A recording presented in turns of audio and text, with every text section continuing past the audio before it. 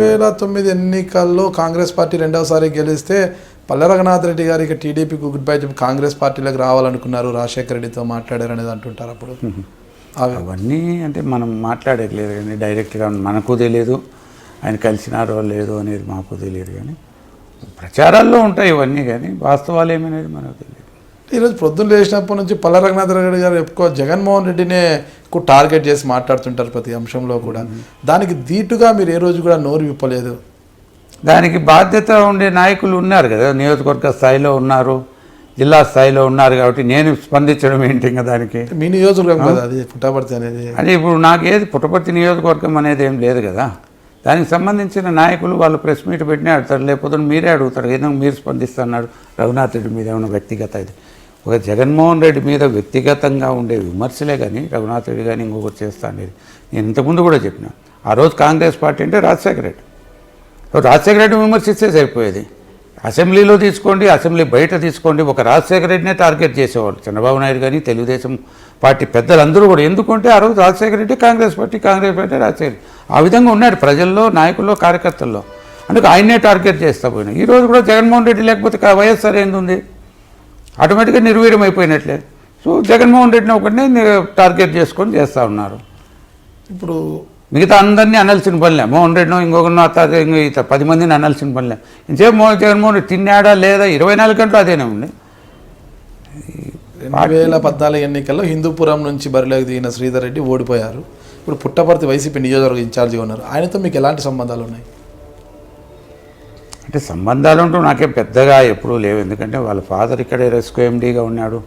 అప్పుడు కొన్ని ప్రజా సమస్యల మీద ఆయన వాళ్ళ ఫాదర్తో మాట్లాడేవాళ్ళని, కానీ అంతకుమించి పెద్ద నాకు ఆ కుటుంబంతో ఏం పెద్ద ఇవి లేవు, మాకు తెలియదు కూడా తెలియదు పెద్దగా. అంటే ఆ కుటుంబం నుంచి మీకు తెలియదు అంటే 2019 ఎన్నికల్లో ఆయనకే టికెట్ ఇస్తారు వైసీపీ నుంచి, అందుకే నియోజకవర్గ ఇన్ఛార్జిగా నిలబెట్టారంటారు. అటు శ్రీధర్ రెడ్డి కూడా జగన్మోహన్ రెడ్డికి బాగా అత్యంత సన్నిహితుడు, బిజినెస్ పార్ట్నర్ అంటుంటారు. అంటే అతనికే టికెట్ వస్తే తిరిగి మీరు అతని కోసము నియోజకవర్గంలో ప్రచారం చేసే అవకాశం ఉంటుందా? పార్టీ ఎక్కడ ఎవరికి ఇచ్చినా ఖచ్చితంగా చేస్తామండి. అలాంటప్పుడు సోమశేఖర్ రెడ్డి కోసం మీరు ఎందుకు కృషి చేయలేకపోయారు? లేదు, సోమశేఖర్ రెడ్డి విషయం అతని ఒక నాయకత్వ లక్షణాలు ఉండే వ్యక్తి కాదు. ఆ రోజు ఆయన చేసిన కార్యక్రమాలు అట్లాంటివి కాదు. 10 దఫాలుగా మేము పార్టీ కార్యక్రమాలకు రమ్మని పిలిచినాం. ఎందుకంటే ఇటువంటి పరిస్థితులు వస్తాయి. మనం అందరూ ఆ రోజు నేను ఒక్కడే కాదు, నేను సోమశేఖర్ రెడ్డే కాదు, నా డాక్టర్ హరికృష్ణ ఇట్లా టికెట్ ఆశించిన వాళ్ళు ఉన్నారు. అందుకు అందరూ కలిసి పని చేసుకున్నాం. ఎవరికి వస్తే ఆ రోజు ఏ రోజు కలిసి రాలే ఆయన.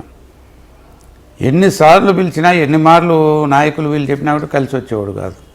ఆయనకి ఎంతసేపు మోహన్ రెడ్డిని ఓడిస్తే మోహన్ రెడ్డిని ఓడిస్తే ఇదే. మీరు ఎక్కడైనా అడగండి, నియోజకవర్గంలో నేను ఈరోజు ఈ స్థాయిలో మాట్లాడేది కాదు, ఎక్కడైనా ఆయన 10 చోట్ల చాలా చోట్ల కూడా ప్రెస్ ఉన్నప్పుడు కూడా చెప్పాడు, నాకు టికెట్ రాకుంటే మోహన్ రెడ్డిని ఓడిస్తాయి. ఇదే స్లోగన్ ఆయన.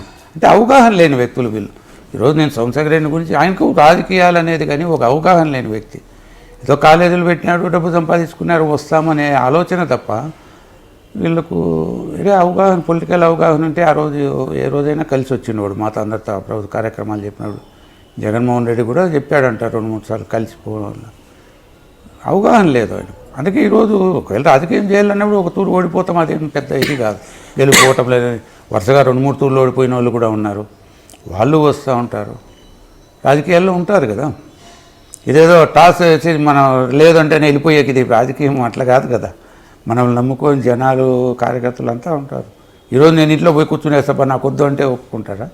వాళ్ళ సమస్యలు ఉండనే ఉంటాయి, ఏదో ఒక సమస్య.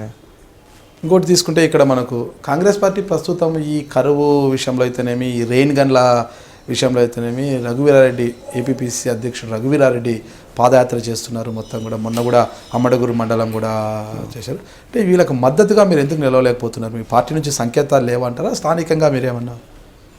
లేదు, మద్దతుగా అంటే అది వాళ్ళ పార్టీ కార్యక్రమాలు. అంటే వాళ్ళేమి ఎవరు మా మద్దతు అడిగింది లేదు, మా పార్టీ వాళ్ళకి మద్దతు ఇమ్మని చెప్పిండేది లేదు.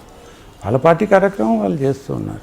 ఆనాటి రాజకీయాలకు ఈనాటి రాజకీయాలకు ముందు వ్యత్యాసం ఏం జరుగుతుందంటారు? అసలు అప్పటి నుండే నాయకులకు ఇప్పుడుండే నాయకులకు తేడా అంటే డబ్బు అనేదే కాదు, వ్యక్తిత్వాల్లో కానీ ఇతర అంశాల్లో కానీ నిలకడ మాట మీద నిలకడే విషయాలలో కానీ ఆనాటి తరం నాయకులతో పోల్చుకుంటే ఈనాటి నాయకులు ఎలా ఉన్నారంటారు?